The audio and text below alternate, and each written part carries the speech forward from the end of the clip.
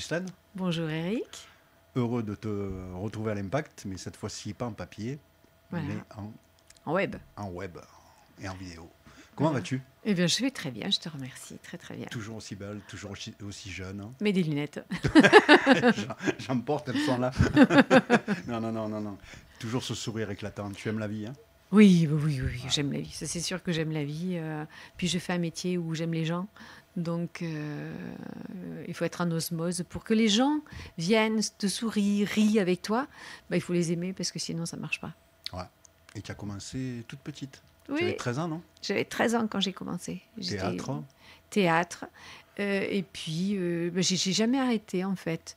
Et même quand ma fille est née, avec le couffin, je la prenais. Le couffin, il était posé sur la scène. Et après, quand elle a marché, elle était assise au premier rang. Et je lui disais, chut, on ne fait pas de bruit pendant que maman elle jouait. Est-ce que des fois, il n'y avait que elle qui te regardait?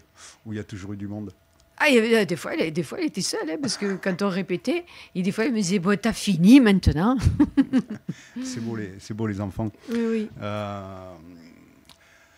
Donc tu as commencé à 13 ans, théâtre, comédie, comment tu as évolué Écoute, moi je crois que je suis faite pour la comédie parce que quoi que je fasse, il y a toujours un moment où il faut que ça déconne. Et moi-même, Phèdre, j'avais essayé Phèdre et je les faisais rire. Phèdre, pour que tu fasses rire avec Phèdre, c'est que je le jouais très mal sûrement. Ouais. Mais en attendant, je me suis dit, bon, c'est pas la peine que je me lance dans le dramatique. C'est pas mon truc. Donc voilà, le comique, pour moi, c'est plus facile.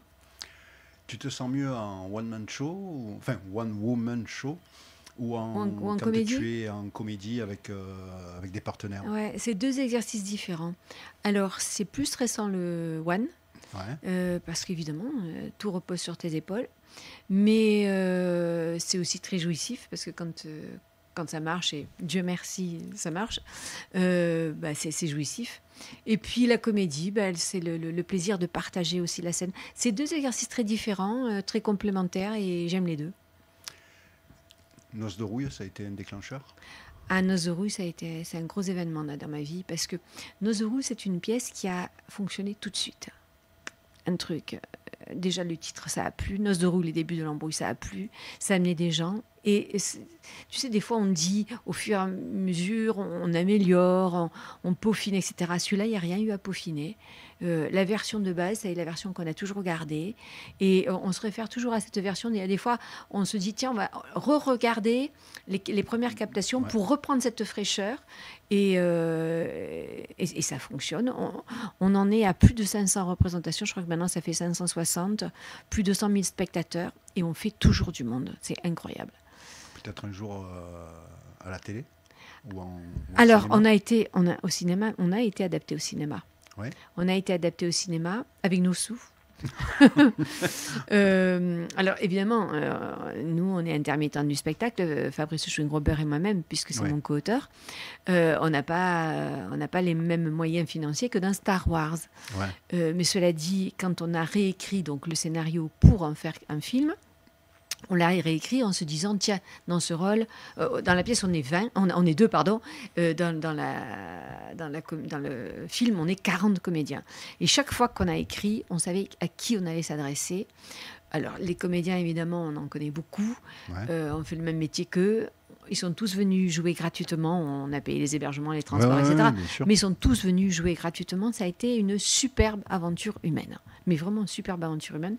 On est très contents, nous, du résultat. Alors, même si d'un point de vue technique, c'est tout à fait perfectible, mais le jeu, il est là et c'est super. Alors, cela dit, on a joué de malchance parce que le film, il est sorti la veille du premier confinement. T'imagines? Donc, on a programmé ce film à Sénas, où on a fait le tournage. Ça a eu un gros succès quand on l'a visionné. Et puis, on devait être programmé au Pâté Toulon. Le directeur de l'époque nous avait prévu la grande salle, la 400 places. On était complet. C'est rare. Oui. On était complet. Paf, confinement. Il me dit que cela ne tienne, dès qu'on sera déconfiné, on reprogramme. On l'a reprogrammé. Paf, deuxième confinement. On l'a reprogrammé. Enfin, on a pu le faire. Et je t'assure que je te dis la vérité. Les gens, à la sortie, c'était... on faisait ciné-débat, c'est-à-dire qu'à l'issue du visionnage, les gens pouvaient nous poser des questions. Et la première qui pose une question, c'est une Parisienne, et elle nous dit alors, si vous aviez des moyens techniques, est-ce que vous reverriez les aspects techniques du film ? Moi, je me suis dit, on s'est regardé avec Fabrice, on s'est dit, oh là là, s'ils ont tous des questions à la con comme ça, on n'est pas sorti de l'auberge. Et puis elle reprend tout de suite, elle dit, non, parce que ce serait une erreur, parce que moi, pendant 1h30, je me suis vue dans un vieux pagnol et je me suis régalée. Et ça a été repris par l'ensemble de la salle. Et je te dis la vérité, on a vendu des DVD pendant 2h30. On aurait pu en vendre plus, mais les gens, ils s'étaient patientés parce qu'ils faisaient la queue, parce que les gens, ils nous parlaient en même temps. Donc on en a vendu. Mais après, ce qui est très difficile quand on n'est pas, quand on est comme ça tout seul, autoproducteur, c'est de pouvoir taper au cinéma et leur dire, est-ce que vous voulez me prendre mon film ? Parce qu'ils te disent tous, ah mais non, on peut pas. Toutes les semaines, on reçoit une liste et on choisit dans cette liste. Vous n'êtes pas dans la liste, c'est foutu. Donc ce film, il n'a pas pu avoir la vie qu'il aurait dû avoir. C'est un peu dommage parce que honnêtement, on se retrouve, c'est du pagnol, on se retrouve dans cette ambiance. Peut-être. Avec Netflix, peut-être, je ne sais pas. Ouais, peut-être. Ils sont fouillants, ce genre de choses. Ah, écoute, c'est un peu dommage parce qu'on se rend compte qu'il n'y a que les gros bonnets qui peuvent arriver à se frayer un chemin. Ça, c'est un peu bête. Voilà. Alors, on le vend à la sortie des spectacles, évidemment. Et comment se porte la compagnie de la Barjac ? Elle se porte bien, même si, évidemment, quand il y a eu tous les événements qu'on connaît, le confinement, l'après-confinement, tu sais, il en a fallu du temps pour que les gens y reviennent dans les salles. Ouais. Et puis, ça a changé beaucoup de choses, quand même, il faut dire les choses comme ça. Il y a beaucoup de gens, maintenant, qui ne sortent plus. Ils regardent beaucoup la télévision, le web. Les comiques, maintenant, ils se font connaître via le web. Bien. Avant, moi, je passe... mes bureaux ne sont pas loin du Colbert, du théâtre Le Colbert. Donc, je vois leurs affiches. Je suis dans le métier depuis presque 30 ans. Donc, les humoristes, avant, je les connaissais tous parce qu'il y avait une progression. C'est-à-dire qu'ils allaient de festival en festival, ils gagnaient des festivals, nanana. En quelques années, ils se faisaient un petit nom.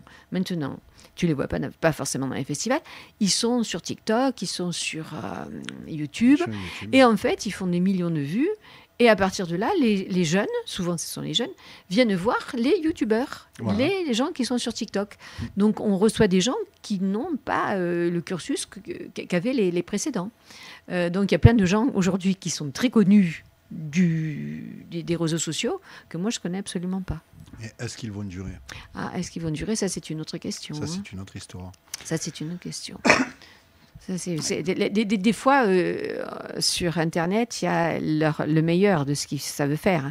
C'est quand un peu la bande-annonce, on va dire. Quand tu vois les spectacles en entier, des fois, tu restes un peu sur ta faim.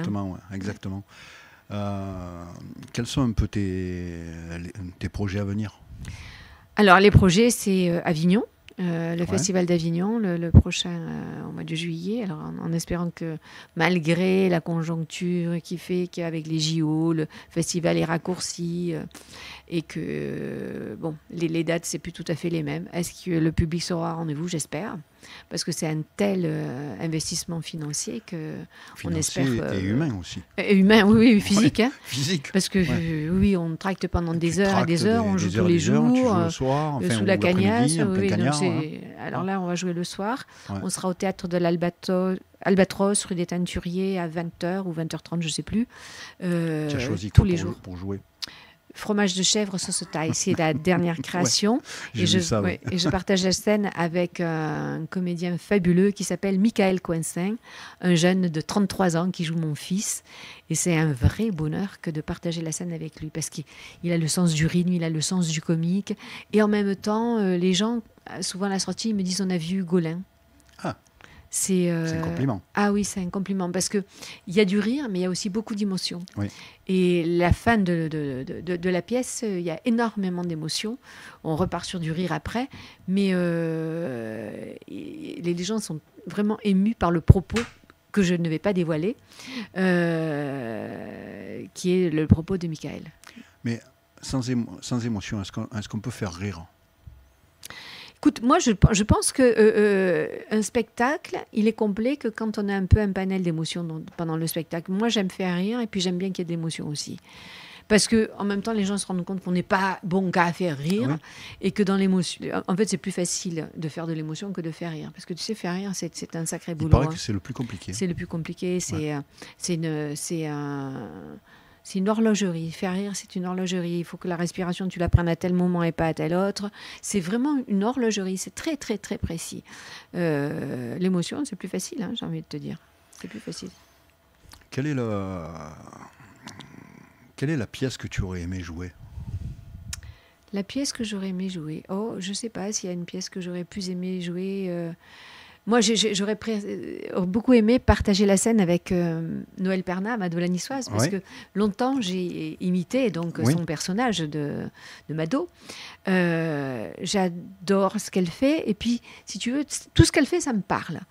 Et j'aurais bien aimé qu'on puisse faire un spectacle à deux. Je crois que ça m'aurait beaucoup amusé. Peut-être que bon, mais pour l'instant, ça n'a pas. Je lui en ai parlé. Ouais. Je lui en ai parlé, mais pour l'instant, ça n'a pas encore.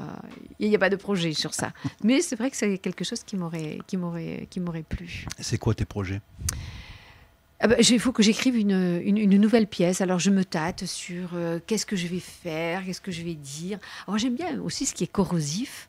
Mais est-ce que les gens m'attendent sur du corrosif? Et est-ce que c'est mon public? Peut-être pas. Alors, tu vois, tu te dis toujours, est-ce que, voilà. Te connaissant et imaginant la façon dont tu vas l'écrire, je pense que oui, tu peux. Alors, j'ai de la chance, c'est que les gens me suivent. Ouais. Parce que, en fait, la plupart, encore ce matin, puisque je joue ce week-end, donc vendredi, samedi, dimanche, au Café Ted à la Porte d'Italie, justement, fromage de chèvre sauce taille, il y a un monsieur qui m'a téléphoné pour réserver et qui me dit, mais Gigi, moi, il savait pas que c'était moi qui étais au bout du fil, il m'a dit, mais moi, j'ai vu tous les spectacles de Gigi, tous. Et il y a même que j'ai vu 2 fois et même un que j'ai vu 3 fois. et donc, les gens me suivent, donc c'est sympa. Et quand ils sortent d'un spectacle, je leur dis, mais vous avez vu quoi? Et quand ils n'ont pas tout vu, hop, ils prennent la date du prochain et ils La Porte viennent. d'Italie, c'est ta maison. Tu as fait ta deuxième maison. C'est ma maison. C'est un lieu où je me suis beaucoup produite et où je me produis beaucoup. Mais il y a plein de lieux où j'aime aller. À la Londe, par exemple, tu vois, c'est un petit théâtre. Et Janine, qui s'en occupe à la Londe, elle est adorable. J'aime beaucoup aller jouer à la Londe. À Kérac, ils me prennent tous mes spectacles. Et chaque fois que je vais à Kérac, il y a, je sais pas, il y a une espèce de magie qui fait que les gens sont presque debout au milieu du spectacle. Déjà, ils applaudissent. Voilà, il y a plein de lieux où j'aime aller, en fait. Ça fait quoi quand on a galéré et quand on a construit et que d'un coup, on est dans une salle où les gens sont debout? Oh, ça fait plaisir, Quel évidemment. sentiment on a à ce moment-là? Ah, ça fait plaisir. Ah, ça fait plaisir. On se dit, tiens, le travail, il est récompensé. Alors, cela dit, je vais te dire, c'est pas tout le temps qu'ils sont debout, hein. Même si ça leur plaît. Mais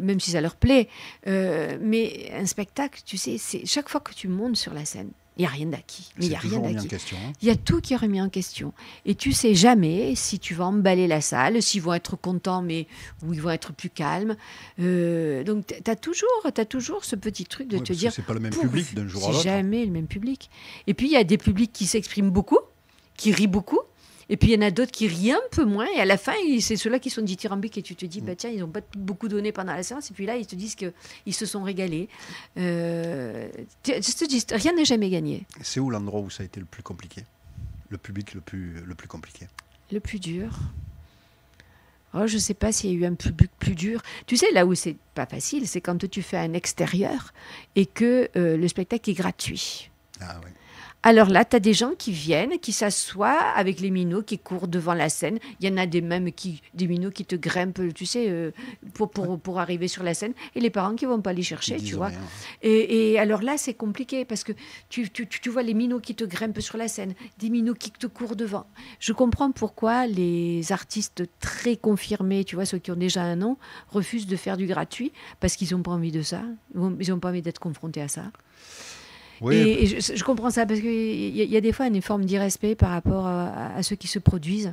Oui, tout à fait. À partir du moment où c'est gratuit, on s'en fout. On s'en fout, tu vois. Donc, on vient voir si on mange la glace, on suce la glace, on vient voir si l'humoriste, on veut le regarder 5 minutes, et puis après, on ira au manège de 200 mètres plus loin. Je crois que les gens n'emmagasinent pas ce que ça peut faire à un artiste que de voir 4 ou 5 personnes se lever et partir au bout de 20 Ah oui, minutes. oui, oui. Tu sais pas s'ils partent parce qu'ils avaient projeté de partir Ouais. ou s'ils partent parce que tu leur plais pas. Voilà. Donc oui, effectivement, Mais c'est si tu te prends une gifle. Mm. Chaque fois que oui, et puis tu sais comme tu es toujours en hauteur, tu vois tout. Voilà. Tu vois tout et c'est compliqué. Ah, moi aussi, une fois, ça m'est arrivé à Avignon. Alors, je te parle de ça, il y a au moins 15 ans de ça. J'avais un sketch sur les curés. Et la première fois où j'ai fait ce sketch, c'était à Entrevaux, dans les Alpes-Maritimes, et il y avait un curé dans la salle, ce qui est rarissime. Ouais. Et il était mort de rire. Et ce sketch, il a fait l'unanimité tout le temps. Et tout le monde riait tout le temps de ce sketch. Et là, je fais un spectacle à Avignon, donc je prospecte dans la rue, comme on fait chaque fois à Avignon, et je fais ce sketch. Et il y a une femme qui se lève dans la salle, qui passe devant la scène, et elle me dit, c'est ignoble ce que vous êtes en train de faire, parler des curés comme vous venez de le faire, c'est ignoble, vous n'avez aucun talent. Et elle sort. Et les gens l'ont eu. Ouais. Tous les gens, la salle était pleine, les gens l'ont eu. Donc évidemment, j'ai un peu brodé. J'ai brodé là-dessus et j'ai fini le spectacle. Mais tous les jours, quand j'arrivais au moment de ce sketch, j'avais le nœud au ventre parce que je me disais, punaise, pourvu qu'il passe ce sketch. À un moment donné, j'ai voulu le lever. Et le régisseur que j'avais à l'époque, c'était ma nièce en fait, elle me dit, ah non, si tu le lèves, j'arrête de faire ta régie parce qu'il est excellent ce sketch, il est excellent, ne le lève pas. Et je l'ai gardé parce qu'elle en fait, elle me disait, si tu l'arrêtes, moi j'arrête de faire ta régie. Mais j'avais le nœud au ventre tout le temps. Elle a eu la bonne réponse parce qu'en fait, aujourd'hui, on arrête de faire plein de choses parce qu'une minorité de gens nous empêche. Ah oui, oui. Donc c'est les minorités aujourd'hui, parce qu'on est élu à la majorité, mais on est gouverné par des minorités. Ouais. Voilà, donc c'est un peu ça. Elle a eu raison de te dire de continuer. C'est ton truc. À partir du moment où ça manque pas de respect, il n'y a aucun problème. Ah non, c'était absolument pas irrespectueux. C'était de l'humour. Et je te dis, le curé lui-même en était mort de rire. Mais bon, après, tu as des gens qui n'ont pas de deuxième niveau. Hein. Non. Et justement, on peut rire de tout. Je pense que oui, on peut rire de tout. Il faut le faire avec bienveillance, il faut avoir un fond de bienveillance. Je fais un spectacle avec mes élèves et je fais faire à 2 de mes élèves un sketch comme si tous les 2 étaient handicapés. On l'a déjà en première partie de soirée, je leur propose toujours de faire une première partie. Et j'ai proposé ce sketch et j'ai averti les gens, je dis, moi je pense qu'on peut rire de tout. Il faut savoir que nous, on a toute la bienveillance du monde. Mais après, on ne s'interdit rien. Et le sketch est bien passé. Mais je crois que le préambule, il était nécessaire, peut-être. Ouais. Et c'est très marrant. Et c'est très marrant. Mais les handicapés, ça fait partie de notre vie. Tout à fait. Et il ne faut pas les oublier. Non, absolument pas. Ils sont importants pour tous. Et c'est important de les faire exister. Donc oui, on peut rire de tout. Il faut avoir une bienveillance au fond de nous. Mais après, on peut rire de tout. Tu as de l'activité, tu es débordante de tout, sur tous les fronts. La place de la famille dans tout ça. Elle est importante. Moi, j'ai une fille et j'ai 2 petits-enfants. Bienvenue chez les grands-parents. Oui. Et c'est vraiment ce qui est le plus important pour moi. Voilà. Mais j'ai la chance d'avoir un beau-fils aussi qui est merveilleux. Et mes enfants, mes petits-enfants, c'est ce qui est le plus important. Et c'est ce que je privilégie. Mais ils aiment aussi le théâtre. Donc, ils viennent, quand il y a le Festival d'Avignon, ils viennent. Ils voient des spectacles. Et c'est très marrant parce qu'ils viennent voir des spectacles avec moi. Et ils ont une vision tout à fait, qui est toute neuve. Et ils voient des choses que je ne vois pas. Pourtant, j'ai un œil averti. Oui. Et j'aime bien entendre leur ressenti. Oui. Et souvent, la vérité sort de la bouche des enfants. Ah oui, mais c'est impressionnant. Hein. C'est impressionnant. Non, voilà. Donc, la famille, c'est très important. Dans tout ce tumulte, cette vie à 100 à l'heure, tu arrives à avoir un moment à toi, mais vraiment à toi? Alors, je me suis obligée à faire du yoga. Je fais beaucoup de yoga maintenant parce que j'en avais pas des moments à moi. Et je crois que la cocotte minute, à un moment donné, je me suis dit, il faut que je lâche la soupape parce qu'elle va péter. Il y a vraiment eu des moments voilà. Être sur les routes, programmer au café-théâtre, comme tu le disais tout à l'heure. Ça veut dire manager aussi des gens qui travaillent pour moi. C'est pas évident.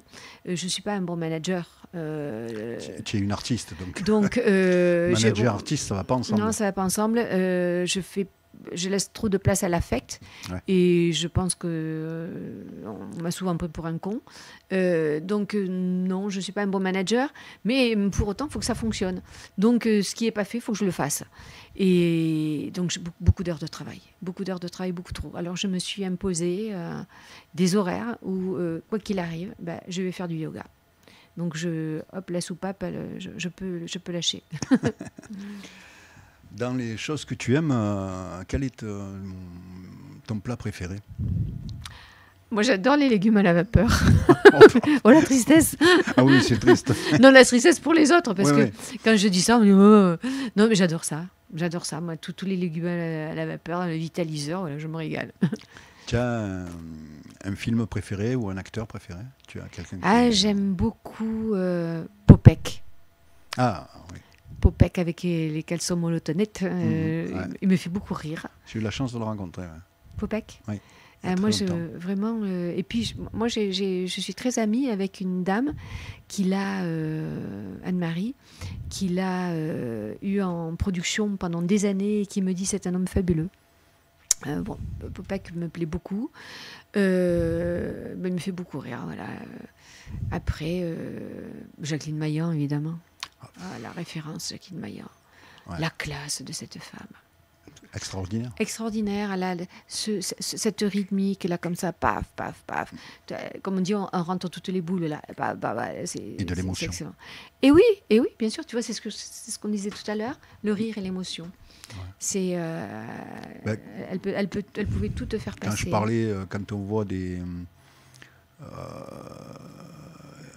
gars comme Charlot, à l'époque, il n'y avait pas de son, il n'y avait pas de machin. C'était tout dans l'émotion. Oui. On pouvait rire d'un coup de pied aux fesses, mais derrière, il y avait un regard, il y avait quelque chose, il y avait cette émotion. C'est pour ça que faire rire, comme tu dis, c'est assez compliqué, parce qu'il faut y mettre aussi de l'émotion si on veut être un grand. Un grand du rire. Et quand tu dis ça, ça me rappelle un truc, tu sais, quand je faisais le sosie de Mado, mon père, un jour, il avait pris une photo de moi en Mado, et puis il avait fait une moustache et il avait mis une canne. Et je t'assure, on aurait dit Charlie. Et je me suis dit, tiens, c'est pas fou du tout, quoi. Non. Non. Y a des choses qui te dérangent. Est-ce que tu... Tous les faux culs me dérangent. J'ai horreur de ça. Ça aussi, ça c'est terrible. Tous les gens qui disent et puis ils n'en pensent pas un mot. Tout ça, je me dis, non, mais pourrait ça... On leur demande rien, qu'ils passent leur chemin. C'est ce que j'ai dit tout à l'heure pour un truc. Tu es, dans la vie de tous les jours, pour ou contre la peine de mort? Alors, je ne vais pas te dire que je suis pour. Je pense qu'effectivement, on n'a pas le droit d'assassiner parce que quelqu'un a assassiné. Aussi. On ne va pas être aussi barbare que les barbares. Cela dit, dans certains cas, il y a des gens, tu te demandes si tu peux pas dire qu'ils fassent partie de la race humaine, tu vois. Quand tu vois un tourniret, je sais pas, moi je suis pas violente, mais on lui aura arraché les 2 yeux, ça m'aurait pas gênée. Parce que ça me... Et sa femme, pareil, tu vois. Quand tu penses à ce qu'ils ont fait subir aux gamins, c'est pas possible, ça. C'est pas possible. On va se détendre. La chirurgie esthétique. Ouais, j'ai peur, moi. Non, je suis pas contre, mais j'ai peur. Je serais même pour, mais j'ai peur. Donc, moi je vais te dire, il y a pas beaucoup de monde que je trouve réussi. La seule où je me dis qu'elle a dû avoir de la chirurgie esthétique et où malgré tout je la trouve très belle, c'est Line Renaud. Oui. Parce qu'elle paraît naturelle, malgré son âge, elle ne fait pas 20 ans, elle fait son âge, mais elle est belle. Mais il y en a qui ressemblent à des ballons, et moi je n'aurais pas du tout envie de ressembler à un ballon. Non. Donc il y a des gens, je reconnais à la voix. Parce que quand ils viennent de se faire la chirurgie esthétique, ils ont perdu la finesse des traits.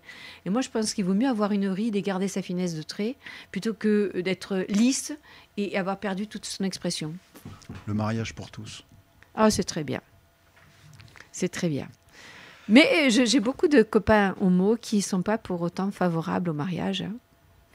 Mais ça les regarde. Il faut qu'ils aient la possibilité de. Si tu devais choisir, je suppose que tu as péché malgré tout dans ta vie. Ah, bah bien sûr que j'ai péché. Ton péché mignon, c'est quoi? Mon péché mignon, c'est quoi? Tu sais que j'ai un peu du mal à te dire parce que j'ai pas vraiment, je suis pas quelqu'un qui va dans les extrêmes. Oh, c'est peut-être un gâteau, hein. Ah ouais, non. Ah oui, bah alors si c'est ça le gâteau, alors moi ça serait le hérisson comme il se faisait à l'époque au Chantilly, pas au Chantilly, comment ça s'appelait? Ah, je sais plus. Comment ça s'appelait? C'est la pâte d'amande, non? Ah non, le hérisson, c'est de la meringue. De la meringue, oui. Par-dessus, c'est de la glace à la vanille. Là, il y a de la chantilly. Ils mettent des pignons sur la chantilly. Et là, tu verses du chocolat chaud dessus. Oh là là. Alors ça me plaît. Donc on a c'est le hérisson, ça c'est une folie. Ça. Donc on a un bon short là, le hérisson. Si tu avais une vertu, ce serait quoi? La foi, l'espérance, la charité, la justice, la foi? Moi je crois. Je crois vraiment qu'il y a quelque chose qui est au-dessus de nous. Alors, on va dire divine providence, peut-être, mais j'y crois très fort. Tu as déjà menti à ta mère? Oui. C'est bon, ça. Oui. Oh, ben, tu sais, ma mère, de temps en temps, elle n'était pas souple. De temps en temps, il fallait faire passer la pilule, on ne disait pas la vérité. Hein. Oh là là, oui. Est-ce que tu crois à la fidélité? Oui, j'y crois. Ouais. Oui, j'y crois quand même à la fidélité. Maintenant, je pense qu'avec le temps, les sentiments se modifient. Ouais. C'est plus... au début, c'est un peu la passion. Mais en fait, la passion, est-ce que c'est pas l'amour de soi? Peut-être un peu. Ça peut l'être. Ouais. Ça peut l'être. Avec le temps, c'est le respect, c'est l'affection. Au bout de 40 ans de mariage, tu n'as quand même plus les mêmes choses qu'à 20 ans, mais c'est pas moins, c'est pas plus, c'est différent. C'est différent. Ouais. Est-ce que tu crois à la vie après la mort? Ah, j'espère. Oui, je pense qu'il y a quelque chose. Si tu devais ressusciter, tu aurais une résurrection en quoi? Tu serais quoi? Ah, je serais quoi?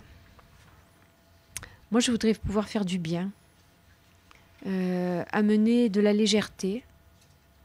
Tu sais, dans mon métier, c'est un peu ça. C'est y a une partie de ce qu'on fait qui est un prétexte à rencontrer l'autre. Je pense. Quand on est sur scène, c'est un prétexte aussi à rencontrer l'autre. Et pourquoi l'humour? Peut-être que c'est une façon de se dire que on a déchargé la pression émotionnelle des gens et que pendant un certain laps de temps, ils se sont sentis allégés. Et ça, c'est une grosse récompense. Alors, qu'est-ce que j'aimerais être réincarné en quoi? Je ne sais pas. Mais quelque chose qui puisse faire du bien. Pas un chat ni un chien. Ça dépend. Si c'est chez moi, tu es tranquille. Tu dors partout, tu manges bien. Oui, mais c'est pas dit que ce soit chez toi. Voilà, ouais, ça, c'est pas sûr. Mais la transition est bonne. Je vais te faire une interview sur l'amour. Oui. Comment tu le définis, l'amour?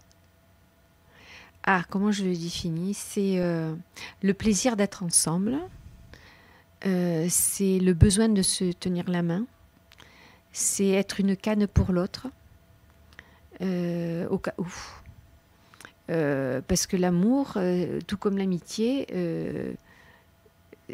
on le sent et on le voit dans les moments qui ne sont pas les moments faciles. L'amitié, c'est de l'amour aussi. Hein. Oui. Différent. C'est une façon différente, voilà. Oui. Il n'y a pas d'amour physique, encore qu'on aime des fois avoir une accolade et se serrer. Mais c'est ça, c'est le partage. C'est le partage. C'est pouvoir regarder dans la même direction, c'est pouvoir donner à l'autre, essayer de comprendre quel est son besoin. Et si toi, dans ce que tu as, tu peux donner quelque chose, alors c'est parfait. Est-ce que tu penses que l'amour peut durer éternellement? Je pense que, tout comme en amitié, il y a des moments où on se voit, on va faire des choses ensemble. Et puis, la vie fait que, des fois, on se perd de vue. Mais on ne se perd pas d'amour. Moi, il y a des gens que j'aime, que je n'ai pas vus depuis des années. Je suis sûre que si je les vois demain, c'est comme si on s'était vus la veille. Et à des moments donnés, on s'appelle et on se dit « Ah, tiens, je pensais à toi et j'allais t'appeler parce que le sentiment est suffisamment installé pour qu'il ne s'étiole pas, même si on ne se voit pas. » Est-ce que l'amour peut guérir toutes les blessures? Beaucoup, sûrement. Il peut en guérir beaucoup, oui, sûrement. Pas tout, mais beaucoup. Est-ce que l'amour est plus important qu'une carrière professionnelle? Oh, ça c'est sûr. Ça c'est sûr. Tu sais, je crois que ceux qui sacrifient l'amour au nom d'une carrière professionnelle, ils vont mourir très seuls et pas très heureux. L'amour pour toi, il est conditionnel ou inconditionnel? Inconditionnel. On peut apprendre à aimer quelqu'un? Ou c'est comme ça? Moi, je pense que, tu sais, on peut sûrement apprendre, mais je pense que... puis il y a des choses qui naissent, tu ne sais pas pourquoi. Et si tu cherchais, peut-être que tu saurais pourquoi. Il y a eu le feedback qui est passé, qu'il y a eu tout d'un coup quelque chose qui est né et que tu n'avais pas prévu. Je pense que l'amour, paf, ça te tombe un peu dessus au moment où tu t'y attends peut-être le moins. L'amour plus fort que la haine? Ah oui. Ah oui. Je te dis pas qu'il n'y a pas des gens que j'aime pas. Évidemment qu'il y a des gens avec qui je n'ai aucun point commun et que je trouve pas, comment te dire, pas honnêtes dans leur démarche des fois, tu vois, pas fiables. Et donc j'ai pas envie de... Je n'irai pas leur faire de mal, mais j'ai pas envie d'aller vers, c'est tout. Voilà. Je te disais tout ça pourquoi Est-ce que l'amour rend aveugle? Ah, sûrement qu'il doit rendre aveugle. Parce qu'à des moments donnés, quand on aime, on est très con. Hein. C'est quoi ton message d'amour? Mon message d'amour, c'est... faisons des choses simples et essayons de voir ensemble si... Et faisons ensemble que le soleil continue à briller. En restant dans le soft, parce que... Mais qu'est-ce que tu regardes chez un homme en premier? Qu'est-ce que je regarde en premier? On est plus dans le physique que dans l'amour. Ah ben moi, il faut qu'il soit mince. Parce que j'avais un copain, il me disait toujours « Je te plairai jamais parce que pour te plaire, à toi, il faut être comme une brindille. » Il dit « Peut-être quand je serai mort et sec. » Est-ce que tu préfères d'aventure en aventure ou l'aventure? Ah non, je préférerais une aventure que d'aventure en aventure. Non, je ne suis pas la femme de plein d'hommes. Moi, non. Moi, je ne suis pas Marie Couche-toi là. J'ai besoin de croire qu'on m'aime pour pouvoir y aller. Quelle est, avec l'homme que tu aimes, quelle est la situation la plus cocasse que tu aies connue? La plus cocasse? Ah, mais j'en connais tous les jours des situations cocasses avec lui parce que je lui parle, il ne m'entend pas. Oui, parce qu'il devient dur de la feuille, mais aussi parce qu'il pense à autre chose et que, tu vois, je ne suis pas son principal sujet, quoi, ni préoccupation. Alors, tous les jours, c'est chaud patate. Est-ce que tu as un dernier message pour ceux qui vont te regarder et nous écouter? Oui, c'est aller voir mon site Gigi la Toulonnaise, il y a toutes mes dates de spectacle. Venez, il paraît que je suis rigolote, alors venez voir si c'est vrai.